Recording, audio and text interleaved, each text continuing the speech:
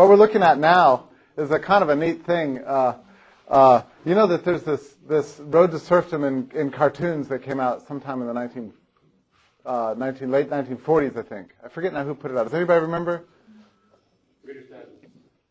Well, there's a cartoon version in a little comic book. In any case, so that was available. So we just put it online.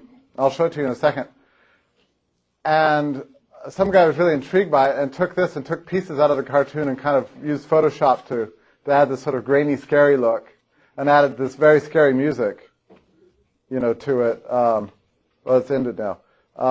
And made a really dramatic presentation, out of the Road to Serfdom, and sent it to us, and then we were able to just to put it right online and make it available to everybody. So that's I'll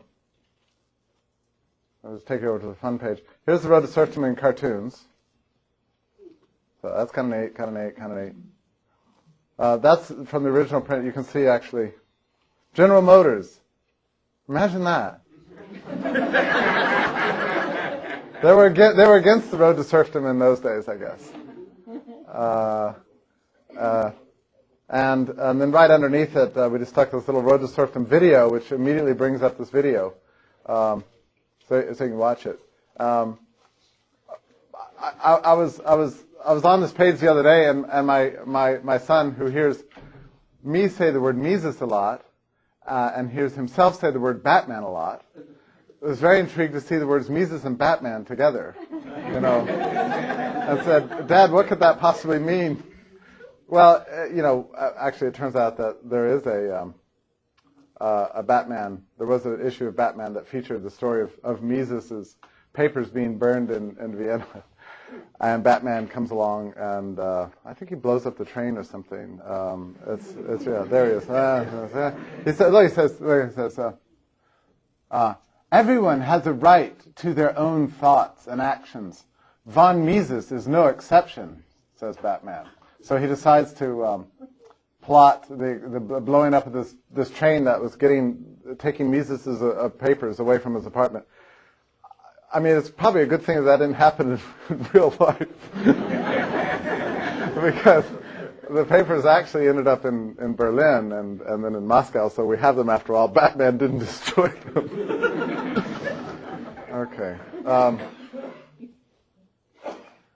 Yeah, so anyway, what I'd like to, just that, I wanted to point to that Road to Serfdom video as an example of how the website really depends on, is the collaborative effort of geeks all over the world who contribute great stuff to it and send us their stuff, and we put it up. Chad Parrish, who's running our audio video right now, handles the uploads of all and the perfecting of all audio and video, and because of his work that we're able to broadcast today to all over the world. So if you couldn't make this conference, you can attend it anywhere with a hookup. And just the other day, we were experimenting with these fun little things. I just show it to you.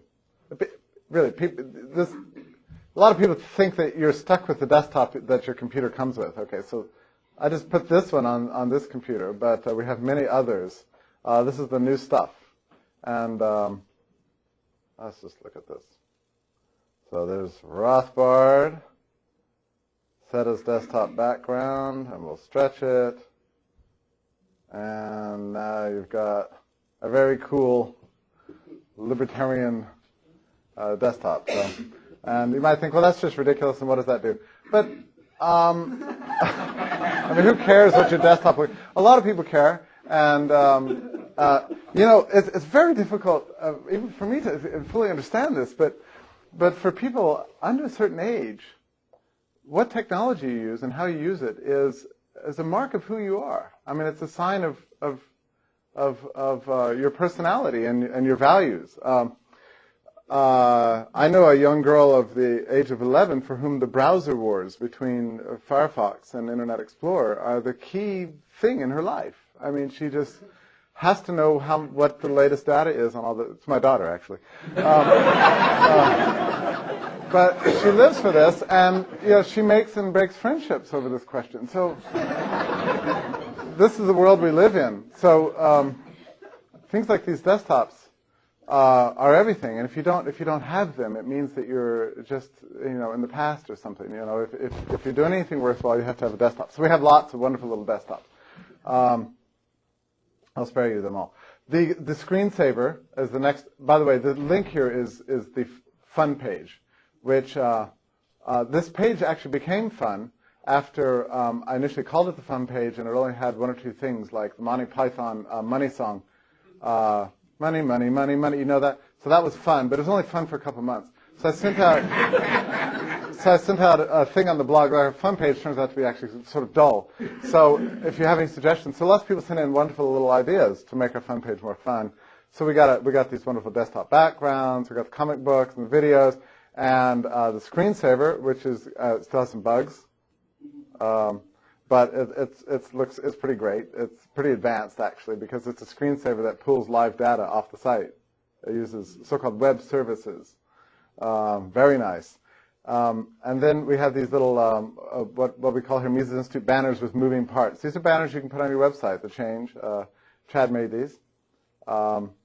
There's two separate banners you can put up. Anybody can do that. We have a random quote generator, which generates Mises quotes. This quote that you see right up here. From here to here. This is what it would generate. If you put this little piece of code on your website, you can have a Mises quote every time you refresh. And we have a database of how many? I don't know, like 9,000 or something different quotations from Mises that are constantly there, and it's great. By the way, I'll get to that in a second. Okay, so then moving on, we have this daily article display. You can put the daily article on your website or your blog or whatever. Just take that code and put it out right up there, and you'll be surfing the web and run across this all the time. There's the daily article. It's fed through RSS, and then a ticker display that has a little ticker. Ticker's very old text, so that's uninteresting. But if you're just living in the Stone Age and want a ticker, then that's fine. You can get a ticker there, and on we go, all the way down to the Monty Python money song, if you want to listen to the money song, if you're no longer bored with that. Okay, there was something I said that I wanted to go back to really quickly. What was that? Oh, yeah. Continuing with the Gizmo report, the newest stuff. That's what we care about. Always the newest thing. So you see up here in the top right-hand corner this Mises quotation right here. Estate taxes of the height they have already attained for the upper brackets are no longer qualified as taxes. They are measures of expropriation from planning for freedom. I can refresh that, and it will generate another one. Grumblers may blame Western civilizations for its materialism and may assert that it gratified nobody but a small class of rugged exploiters, but their laments cannot wipe out the fact millions of mothers have been made happier by the drop in infant mortality. Famines have disappeared and epidemics have been curbed. These are wonderful things. Sometimes if a person only reads that, it may be their first introduction, their introduction to the first sensible thing they've ever heard. Who knows? And they think, well, what could that possibly mean? So you click on that, and it takes you to this amazing little thing. That quote, the subject was capitalism, and so it lists them by subject here. So you get to read all these wonderful quotations by Mises on capitalism, all generated by a database, or you can look at different kinds of subjects and go through anything, what Mises said on any of these subjects. Conscription. Lots of people think that Mises was, that he had mixed views on conscription. Well, here's a number of things where he associates conscription with socialism. But anyway, you can look up any subject. This turns out to be very useful for scholars. But what I find most interesting about these Mises quotations, I subscribe to these Google News alerts where Google News goes through, everything printed and tries to find the word Ludwig von Mises, and then if it does find it, it sends you an email. Oh gosh, how well I remember when. 20 years ago, when we were curious about where our articles appeared. You had to subscribe to what was it? Burls? Was that the name of the clipping service, Lou, that we used? Burls? Somebody Burls. Burrell's, yeah. And which was just this warehouse of people who took newspapers and they said it with scissors. This is true. And they'd read newspapers trying to find the word Mises, and if you subscribe to them, they'd send you a little clipping in the mail, and you paid unbelievable amounts of money for the service. There's a clipping service. Well, Google News has, I guess, I don't know if the clipping services even exist. Maybe they do. But in any case, so I get a little email for any time the word Mises appears in print. So ever since this crazy quotation machine, it's totally brilliant. Ever since it went up, I see Mises quotes everywhere. I mean, they're coming in constantly, like op-ed writers for papers all over the country, editorial pages from the smallest to largest newspapers on every topic you can imagine. They say, well, as Mises himself pointed out, and they have something. And you think, wow, this guy is really literate. Well, it's the quote machine that's doing this. It's amazing, So you can look up what Mises says on any subject. As Mises said about Gandhi, right?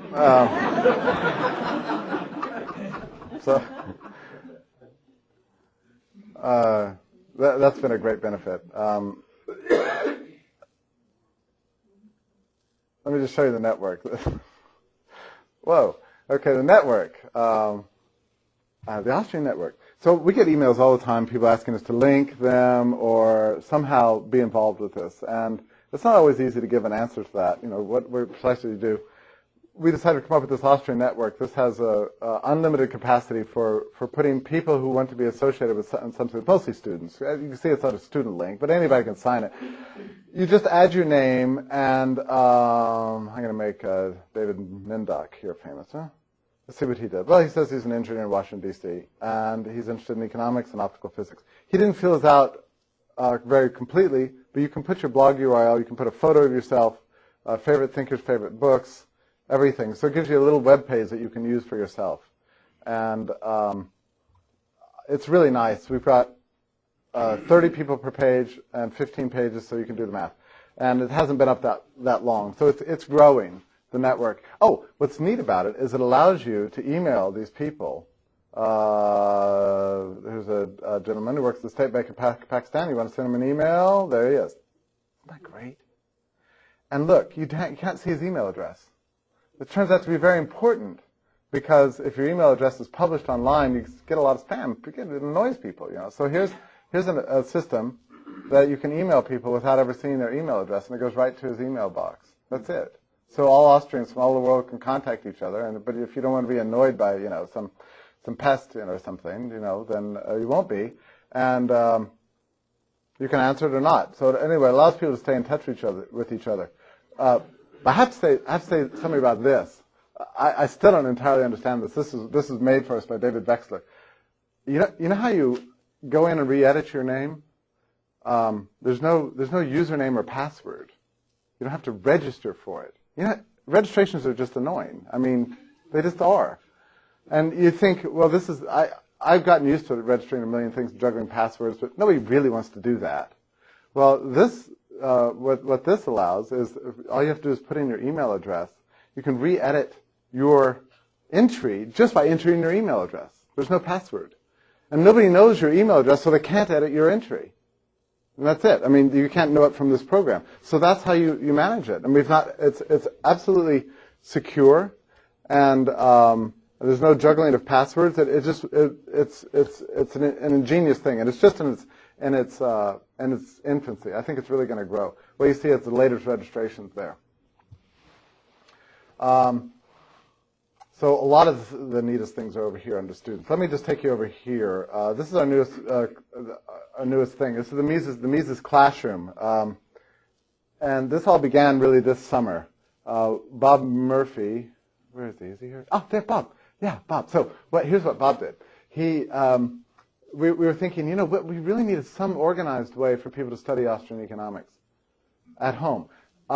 We've had a demand for this for a number of years, and my thought was always, well, there's all the materials there. If anybody wants to study Austrian economics, you can go online. I mean, we have about 10,000 entries in our study guide. You can go through and click by subject. We've got 500 hours of media files. What do you want? But of course, it turns out what people want is organization. and a clear program that starts from the beginning and takes you through things very carefully. Well, after working here 20 years, it never occurred to me that this is the case. It did occur to Bob. So Bob put together a very nice home study course in Austrian economics that is 52 lessons, and it's an audio lecture tied to a reading, tied to question and answers, a study guide, a sort of question and answer study guide. So it's just great, and it takes you from the beginning and goes through every subject. Some of the things we didn't have lectures on, like I think what was the subject we decided to cover? You said, people are emailing me all the time about consumer protection. How do I keep capitalists from poisoning me with food or whatever, right? So we all know that capitalists want to poison their customers. But we needed a lecture addressing this, and we had no lecture addressing this topic. So Bob and I sat down, did an hour-long interview. It was great. It was fun, and talk to Bob. He says brilliant things, just constantly. Ask him a question, he says something amazing. That's the way he is. So we put him on tape, and that's one of the lectures. Was one of the 50 lectures. Packaged it up and into a wonderful package that has all the readings and a study guide and everything that's associated with it. And we sell it now through the store, but also for the first time too, we have an online classroom, which is the future. This little machine right here. This is where you can go, you can enroll and experience a real-time classroom environment. And there's ways in which this is better than a regular classroom.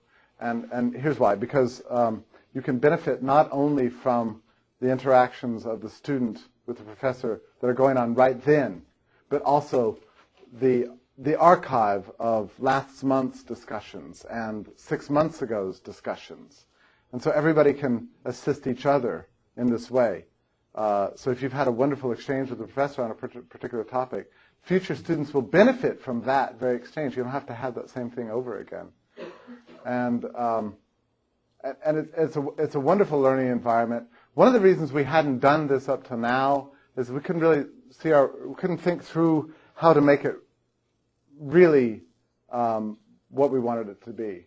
And finally, as a result of all of our thought and work this summer, we've gone live with this. It's just the beginning. We've got one course now, and it's the full home study course. So you can get the package in the store and go through it on your own, or you can get online tutoring with it. Either way, or both. But that's just the first. That's the first of many things to come in this classroom. I mean, there's really an unlimited potential here. We can teach the world economics in a real-time classroom environment now. And this wasn't even true 6 months ago. So you see why I wanted to just tell you about the new stuff. We don't have time for all the old stuff.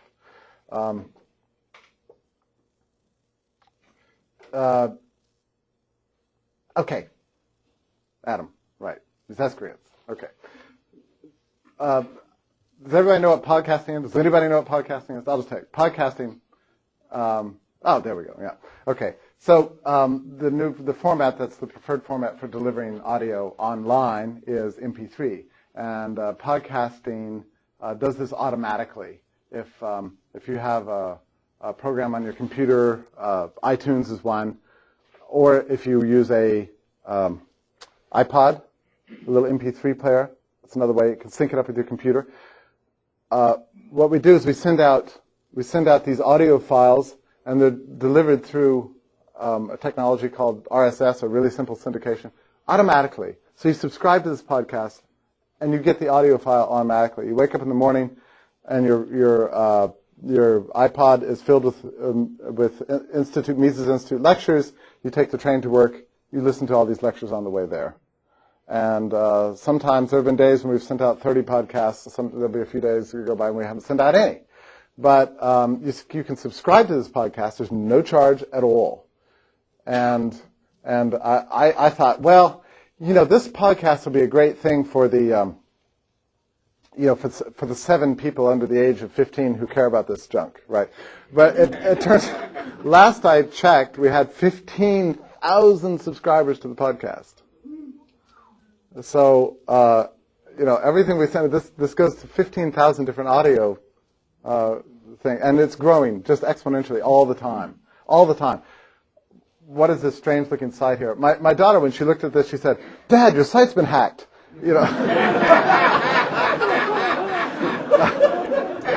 And in a sense, she was right. I mean, these are 2 graduate students. Adam's over here, and the 2 graduates, and Dan D'Amico. I guess Dan's not at the conference. But what they're doing is they're in graduate school, and they're doing weekly shows about their classes and their experiences in graduate school, and an ongoing chronicle of the life of a graduate student in economics. All right. You think it doesn't have mass appeal? It does. It really does. And they talk about every kind of idea you can think of, and it's really fascinating. They don't try to make it into some sort of, it's not super organized. It's spontaneous, and it's very interesting. It's like reality graduate school or something. It's very interesting. And so these go out every week, every Monday. You get another podcast of this, and they call themselves the Misescreants. It's really fun, and there's an archive of all their shows are right here. The current episodes all the way back to the beginning. I don't know. How about some basic data before we? Let me just say the Mises Institute is a very large site. It's very fast, and for that we can thank a particular technology called .NET. I have my wonderful web developer, David Vexler, is very funny. I used to think that you should never use beta technology, and beta means that it's still got a few bugs. He uses alpha technology. So we're always on the bleeding edge, and always got the newest thing, and it keeps us very much on our toes. But as a result of his efforts, the site is very large, but very fast. I already mentioned that we have something like 400 hours, maybe it's more by now, of media files, 10,000 items in the study guide. Last I checked, it looked like we had 35 or 40, maybe 50 databases on the site, as it is now. It's remarkable. 18 gigs of hard drive space. I'm just reading off the data that I checked. Average monthly outgoing bandwidth, 400 gigs. Our server company that we used didn't believe me when we negotiated a price for that much. And let me just say too, there's a popular understanding that when people use your website, that's good for you, and there's a sense in which that's true, but it's also costly for you after a certain point. I can promise you it's very, very costly for us to deliver that level of bandwidth. I mean, people drawing down as many files and PDFs and movie files and everything from the site, it's very costly. We have to pay for every bit of that, but it's what we do. It's why we're the Mises Institute. It's why we exist. So that's why we do it. 400 gigs outgoing bandwidth per month. Average monthly hits, 15 million. Average monthly pages served, 1.5 million. Average monthly visitors, 400,000. Unique visitors, 172,000. Podcast subscribers, 15,000. I mentioned daily subscribers to the daily article, 15,000. We also have many other lists that you can get onto, like a store list, a news list, and many other lists. And I know I've forgotten a ton of things. Let me just quickly say something about our publications page. There isn't one person who manages the site. Judy Thomas is head of the publications here, keeps all the files for the Quarterly Journal of Austrian Economics up to date. We have complete archives there at just a click. You can see these are all wonderful, very fast-moving PDF files. And she keeps the JLS completely up to date. We graciously host Reason Papers here. We have complete archives of Austrian economics newsletter, Left and Right. Left and Right is a journal that Murray Rothbard edited in the 1960s. And, I didn't have that many subscribers at the time. And then after it went defunct in 1968, I'm sure he just thought that was the end of it. Well, here it is. 2005, it's online, complete for everybody. Libertarian Forum, which everybody was desperate to get for the longest time. You couldn't get copies of it anywhere. And look at that. It's all completely there. Dan, who works with me on the site, is very proud that this is one of the few pages on the whole site that is W3 compliant. It's got not a single font tag, he says. Okay, that's really great. And then our media server. And there's so many areas. I don't even want to get into it. I can't possibly get into it. We also serve up BlueRockwell.com content from a really RSS page entirely devoted to Lou's site, which is a great source of traffic for Mises.org. And you can go through it anyway. Frequently asked questions, every kind of thing. I've only got a few minutes left, so I'm going to stop. And I know you have many questions. So go ahead, please. Anything occur to you? Do you have any problems using the site you want to raise? Okay, go ahead. One problem I've noticed is that when you use the search function on a page that isn't the main page, it's because these little pull-down menus here are not JavaScript. Those are run with cascading style sheets. So they can change all the time. But it requires that we be very economical in the use of graphics. And so the top thing is just one graphic, and the rest is entirely controlled by CSS. And there's some bugs to work out in that search engine yet. That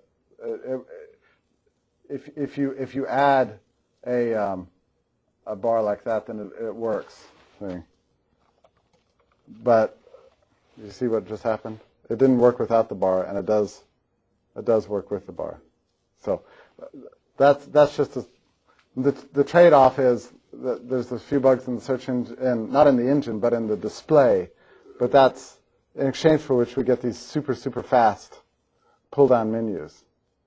For years, people were asking us to put up a sitemap. A sitemap, you know. I mean, that would take me like, I don't know, 6 months just to do the map, and then it would change again. I mean, what do you?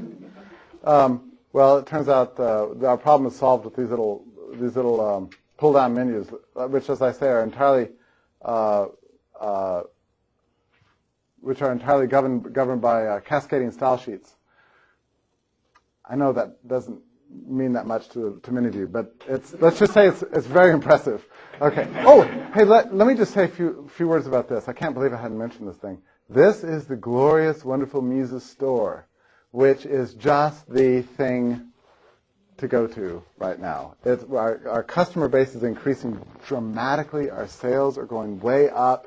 What this means for us is just that more people are getting our material and are excited about what we're doing. It's really totally thrilling to be working in this kind of environment where people are just coming in and buying books. We can't even keep books. We can't keep books in stock anymore. I was just talking to, and everything sells. Everything sells. It's just great. People love Austrian economics. People love what we do. It's a great thing to be a part of an institution that, generates this level of excitement. It's exciting for us. It's exciting for the customers. So we do neat things these days like, you can see that everything changes every time you refresh it. You've got and so you can go to what's new. We've got the ability to have a wish list here, and you can go to your account and look at all your past stuff. And look at this. I said this is the Geek Report. We're going to get only new stuff. This is the new stuff. This came about 2 weeks ago. Look at that. So it's a gift certificate, and you can buy a gift certificate for anyone at any price. It generates a beautiful little code and a pretty thing you can print out. And this code is not attached to any particular individual. You can give it to anybody you want. Anybody who has the code can use it up to the amount that you pay.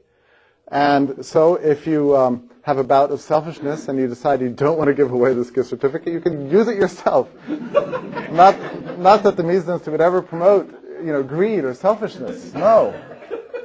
But that's what's available. This wasn't there 3 weeks ago, so there's a great deal of excitement about that. And of course, I can't shut up about the wonderful memorabilia we're offering nowadays.